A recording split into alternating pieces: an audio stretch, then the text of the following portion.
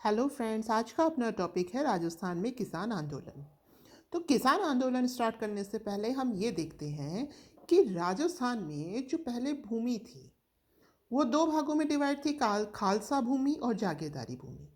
जो खालसा भूमि थी वो तो राजा के डायरेक्ट कंट्रोल में होती थी, और जो जागीरदारी भूमि थी वो जागीरदारों के कंट्रोल में होती थी।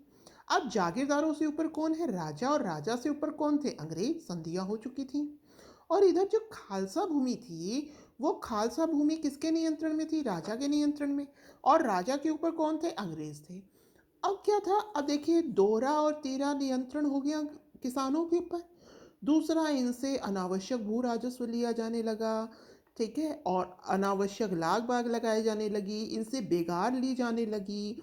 तो इन अमानवीय दशाओं के कारण जो किसान थे वो परेशान हो गए और उन्होंने आंदोलन प्रारंभ कर दिया।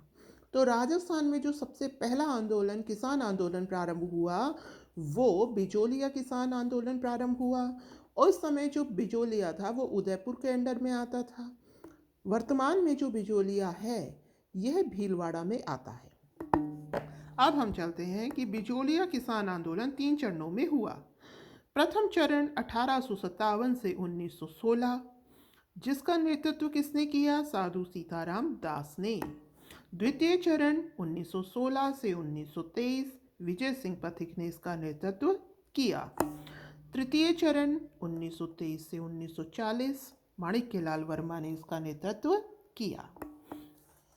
अब उस समय जब ये आंदोलन प्रारंभ हुआ, उस समय जो राव थे, जो ठिकानेदार थे, वो थे राव कृष्ण सिंह। बिजोलिया को ऊपर माल भी कहा जाता था। धाकड़ जाति के किसान यहीं रहते थे। मतलब यहाँ पे कौन से किसान थे? धाकड़ जाति के। अब यहाँ पर 84 प्रकार के कर लगा रखे थे और स्वार्थपूर्ण अन्य लाग बाग भी लगा रखी थी। तो अब हम चलते हैं प्रथम चरण में। आपको ये तो पता ही है कि बिजोलिया की स्थापना अशोक परमार ने करी थी। ये मेवाड़ के अंतर्गत है। मेवाड़ में जो राणा सांगा का बाबर से युद्ध हुआ था, उसमें जो परमार थे, इन्होंने सांगा की मदद करी थी। तो सांगा ने प्रसन्न होकर के ये जो क्षेत्र था बिजोलिया, यह उनको दिया था एज अ गिफ्ट। अब प्रथम चरण की हम बात करते हैं। तो प्रथम चरण में 1894 में कृष्ण सिंह द्वारा किसानों के प्रति नीति और जागीर प्रबंधन में परिवर्तन किए। मतलब प्रॉब्लम क्या थी कि जो जागीरदार, ठिकानेदार और जो किसान थे, उनके बीच में कुछ शर्तें हो जाती थी। तब तक सही रहता था। फिर क्या होता था? ठिकानेदार या जागीरदार अपनी स्वार्थ पूर्ति के लिए उनमें परिवर्तन कर देते थे। ठीक है, तो वहीं पे प्रॉब्लम स्टार्ट हो जाती थी। तो इन्होंने क्या किया? 94 में यही काम कर दिया।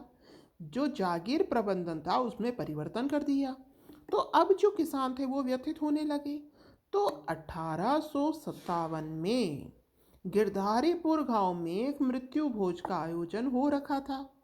वहां पे अब भीड़ शामिल थी, तो लोग आपस में बात करने लगे, अपनी परेशानी डिस्कस करने लगे। तो उन्होंने यह तय किया कि नानची और ठाकरे पटेल को हम महाराणा के पास शिकायत के लिए भेजेंगे कि जो हमारा ठिकानेदार है वो क्या कर रहा है? जागीर प्रबंधन में परिवर्तन कर रहा है, जिससे हम परेशान हैं। ये दोनों गए वहाँ पर महाराणा के पास, लेकिन महाराणा ने कोई पॉजिटिव रिस्पॉन्स नहीं दिया। वापस आए तो जो कृष्ण सिंह थे, इन्होंने निर्वासित और कर दिया, उन्हें वहाँ से हटा और दिया। ठीक है, क्योंकि इससे क्या हुआ? जो कृष्ण सिंह थे उसके इरादे और मजबूत हो गए कि अब तो मैं जो चाहूँगा वो करूँगा। फिर बाद में इसके मृत्यु के बाद, क्योंकि कृष्ण सिंह के कोई पुत्र नहीं था, तो इनके रिश्ते में पृथ्वी सिंह को जागीरदार बनाया गया 1906 में। अब क्योंकि पृथ्वी सिंह की जगह तो थी नहीं। हाँ, उससे पहले मैं ये बताना भूल गई कि 1903 में कृष्ण सिंह ने फिर क्या किया? चंवरी कर लगा दिया। ये चंवरी कर क्या था? ये चंवरी कर था कि लड़की की शादी पर घर वालों को, जागीरदार को 5 रुपए टैक्स देने होते थे। अब लड़की की शादी में तो लोग कन्यादान देते हैं, यहाँ पर उल्टा 5 रुपया टैक्स देना था। इससे व्यथित लोग 200 कुंवारी लड़कियां लेकर के जागीरदार के सामने गए और उन्होंने कहा कि हम तो इनकी शादियां ही नहीं करेंगे अगर आप इनका टैक्स, अगर ये चंवरी कर नहीं हटाएंगे तो। और साथ ही ये भी कहा कि हम भूमि को पड़ती छोड़ देंगे, हम खेती नहीं करेंगे।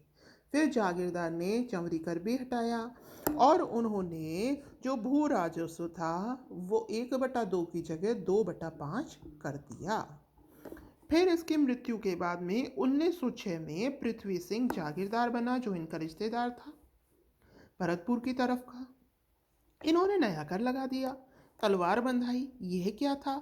यह था कि जब नया जागीरदार गद्दी पर ठिकानेदार आसीन होगा तो उस समय यह टैक्स देना होगा। अब लोग इससे भी परेशान कि भाई तुम गद्दी संभाल रहे हो और टैक्स हम भरें। तो इन सब किसानों की परेशानियों को देखते हुए साधु सीताराम दास, फतेह करण चारण, ब्रह्मदेव दाधीच, नाथूलाल कामदार, ये लोग, इन लोगों के नेतृत्व में विद्रोह प्रारंभ हुआ और भूमि को पड़ती रख दिया गया। दोबारा देखिए नाम: सीताराम दास, फतेह करण चारण, ब्रह्मदेव दाधीच और नाथूलाल कामदार। ठीक है। अब भाई पृथ्वी सिंह की भी मृत्यु हो गई, इसकी मृत्यु हो गई तो इनका जो पुत्र था ये बहुत छोटा था, केसरी सिंह, इसको जागीरदार बनाया गया। अब क्योंकि ये छोटा था केसरी सिंह, तो मुंसरिंग चाहिए जो कि संभालेंगे जागीरदारी को इनके बिहाफ पर। तो वो बनाए गए अमर सिंह राणावत और डूंगर सिंह भाटी। ये जो किसान थे उनकी व्यथाओं को समझते थे, तो ये किसानों का साथ देते थे। किसानों ने इनसे सहायता मांगी। फिर वहीं पे ही कामदार हीरालाल और मुंशी अजीज मोहम्मद थे जो कि किसानों के विरुद्ध थे। इन्होंने किसानों की मांग महाराणा द्वारा पूरी नहीं होने दी, काम नहीं किया। फिर कई समय बीत गया, फिर 1914 में फिर पड़ती भूमि में पुनः जुताई शुरू हो गई, यानी कि कुल मिलाकर प्रथम चरण में कोई भी रिजल्ट हाथ नहीं आया। जो कामदार हीरालाल और मुंशी अजीज मोहम्मद थे, इन्होंने किसान की मांग को पूर्ण नहीं होने दिया। दोबारा किसानों को जुताई शुरू करनी पड़ी। आगे चलते हैं द्वितीय चरण, जो कि 1916 से 1923 में आता है। देखिए अब क्या हुआ, दो बातें हो गई जिससे जो किसान थे वो फिर से उग्र हो गए। क्या बातें हुई? बेगार की। 1916 में जो मेवाड़ रेजिडेंट थे ये आए थे, तो क्या बिचौलिया में, तो वहाँ पर किसानों से बेगार ली जा रही थी। इसी दौरान जो एक गिरधारी कुम्हार था उसकी मृत्यु हो गई। और दूसरा केस क्या हुआ कि जो बिजोलिया के राव थे, इनकी माता को घानेरना थूना दर्शन के लिए जाना था, तो 15 दिनों के लिए फिर किसानों से बेगार ली गई। इन दोनों घटनाओं से व्यथित होकर 300 किसानों ने बेगार देना बंद कर दिया और जो उनकी प्रॉब्लम थी पहले वाली वो एज इट इज थी। फिर इनका नेतृत्व संभाला पथिक जी ने। पथिक जी कौन थे? पथिक जी को रास बिहारी बोस ने के आदेश पर राजस्थान में आए हुए थे।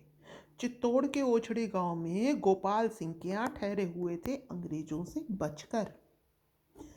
फिर यहाँ से ये ईश्वरी दान के पास चले गए बिजोलिया में, और बिजोलिया में इन्होंने किसानों का नेतृत्व किया और इन्होंने वर्धा में विद्या प्रचारिणी सभा की स्थापना करी। मेवाड़ी भाषा में ऊपरमाल का डंका समाचार पत्र चलाया। फिर इन्होंने हरियाली अमावस्या के दिन बेरे सालगांव में एक मीटिंग बुलाई सबकी, कि भाई क्या क्या प्रॉब्लम है, कैसे है, वो सुना। फिर इन्होंने 1917 में ऊपरमाल पंच बोर्ड की स्थापना करी, जिसका जो सरपंच था वो मन्ना पटेल को बनाया गया। ठीक। अब क्योंकि ये जो राष्ट्रीय आंदोलन था उससे जुड़े हुए व्यक्ति थे, इनको रास बिहारी बोस ने जोड़ा था, भेजा था, तब इन्होंने सोचा कि ये जो मामला है यहीं का यहीं दबा हो रह जाएगा, तो अगर इसको जल्दी निपटाना है तो हमारे जो नेशनल लेवल के जो लीडर्स हैं उनको इसके बारे में बताना पड़ेगा। तो इन्होंने उसके लिए क्या किया, देखिए, राष्ट्रीय पहचान दिलाने के लिए जो गणेश शंकर विद्यार्थी का महाराष्ट्र में जो पत्रिका चलती थी प्रताप, उसमें ये जो बिजोलिया की जो प्रॉब्लम थी ये छपवाया, इस पर लेख छपवाया। और इन्होंने बाल गंगाधर तिलक के मराठा में भी लेख छपवाया। और माणिक्यलाल वर्मा को दिल्ली अधिवेशन में, दिल्ली के कांग्रेस अधिवेशन में दिसंबर 1918 में भेजा, जिससे कि अपनी बात रख सकें। और ये खुद पथिक जी 1919 और 1920 में अमृतसर नागपुर अधिवेशन में भाग लिया इन्होंने, गांधी जी से मिले, उन्हें यहाँ की प्रॉब्लम समझाई। फिर गांधी जी ने सामने से जो महाराणा थे उनसे बात भी करी, ठीक है। फिर बाद में क्या हुआ, उसी क्रम में बातचीत जब हो रही थी तब नारायण पटेल को गिरफ्तार कर लिया गया। इन्होंने क्या कहा, मतलब जो बातचीत थी, वो जो शर्तें थी उस पर चढ़ रही थी कि हम बिगाड़ नहीं देंगे, हम चंदा नहीं देंगे युद्ध का। तो नारायण पटेल और उनको, नारायण पटेल को गिरफ्तार कर लिया गया। फिर जो भीड़ थी वो उग्र हो गई, वो कहने लगी कि नारायण पटेल को आज़ाद करो। तो इसी क्रम में साधु सीताराम दास और प्रेमचंद भील को और अरेस्ट कर लिया गया, ठीक है। तो अब फिर बाद में क्या हुआ, इस इनकी मांगों की जांच के लिए 1919 में बिंदुलाल भट्टाचार्य आयोग का गठन किया गया। इसमें कौन कौन थे, इसमें दीवान अफजल अली हकीम थे, अमर सिंह राणावत थे। इसका कोई रिजल्ट नहीं आया, कोई जांच, इन्होंने देखा चीज़ों को लेकिन कोई भी किसानों की मदद नहीं की गई, कोई भी रिजल्ट नहीं आया। आखिरकार गांधी जी ने ही प्रयास किया, ठीक है। फिर उससे भी कोई रिजल्ट नहीं आया। फिर एक जांच आयोग गठित कर दिया महाराणा ने, उससे भी कोई रिजल्ट नहीं आया। फिर उसके बाद में 1919 में वर्धा में राजस्थान सेवा संघ की स्थापना करी गई। वहाँ से पथिक जी ने राजस्थान केसरी पत्र का संपादन निकालना शुरू किया। इसके संपादक कौन थे, बजाज जी। फिर भारत सरकार ने, फिर इसके बाद में भारत सरकार ने एक समिति गठित करी, क्योंकि नेशनल लेवल पर पहुंच चुका था। इस समिति में देखिए कौन कौन थे। AGG राजपुताना के एजेंट टू गवर्नर जनरल थे, जो कि रॉबर्ट हॉलैंड थे, रॉबर्ट हॉलैंड थे। कर्नल ओ गालवी थे, विल्किंसन थे, कर्नल ओ गालवी, विल्किंसन। उदयपुर के दीवान थे प्रभाष चंद्र चटर्जी और बिहारी लाल थे, ठीक है। इनमें ये आए थे 4 फरवरी 1922 को। इनमें समझौता वार्ता हुई 5 फरवरी को। किसानों की तरफ से कौन थे, सरपंच मोती चंद थे, नारायण पटेल थे, सरपंच मोती चंद और नारायण पटेल, ठीक। इन्हीं को गिरफ्तार किया गया था, जिसी क्रम में फिर साधु सीताराम दास और प्रेमचंद भील भी गिरफ्तार हुए थे। राम नारायण चौधरी और माणिक्यलाल वर्मा, ये दोनों किससे थे, राजस्थान सेवा संघ से संबंधित थे। तत्पश्चात 11 जून 1922 को एक सम्मानजनक समझौता, यही प्रोसेस चल रहा है। 4 फरवरी को ये आए, 5 फरवरी को समझौता वार्ता हुई, फिर टाइम लग गया मतलब फाइनलाइज करने में।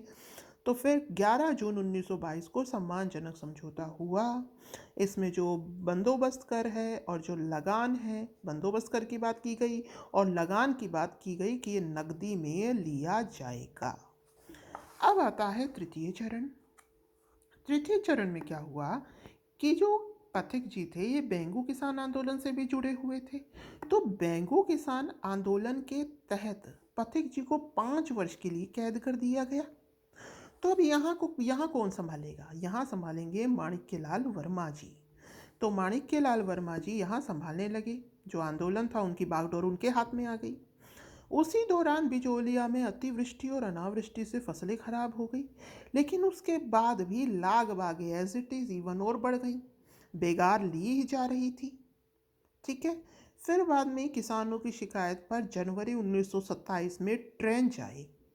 इन्होंने इनकी मध्यस्थता से ठिकाने और अंग्रेजों के मध्य समझौता, पंचायत और ठिकानों के मध्य, ठिकानेदार के मध्य समझौता कराया गया।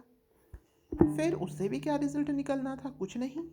फिर मई 1927 में किसानों ने माल की जमीन से इस्तीफा दे दिया कि हम भाई खेती नहीं कर रहे, ठीक है।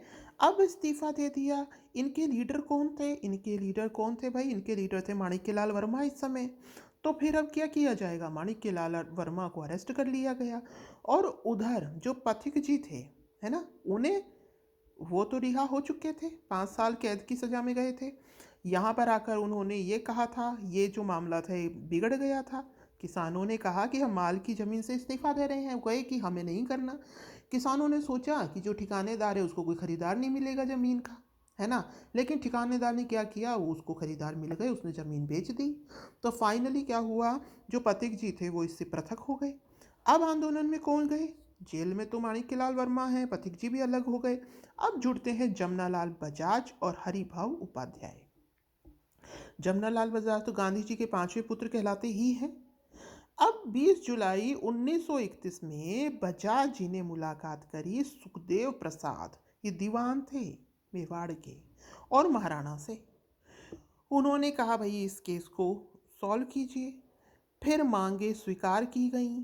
जो कुछ कैदी थी उनको रिहा किया गया, लेकिन ये जो मांगे थी ना, इनका पालन नहीं हुआ ईमानदारी से। फिर 1941 में 41 में प्रधानमंत्री जब यहाँ के टी विजय राघवाचार्य बने, तब मोहन सिंह मेहता के समय में ये आंदोलन खत्म हुआ और मोहन सिंह मेहता और माणिक्यलाल वर्मा के मध्य समझौता हुआ। फिर किसानों की शर्तें मानी गई और फाइनली आंदोलन कब खत्म हुआ, 1941 में। तो और इस आंदोलन की क्या खास बात है? इस आंदोलन की खास बात यह है कि ये पूर्णतः अहिंसात्मक आंदोलन था, किसानों के द्वारा किया गया था। तो आई होप आपको ये आंदोलन समझ में आया होगा। इसकी मुख्य मुख्य बातें मैंने आपको बता दी। तो धन्यवाद। Have a nice day.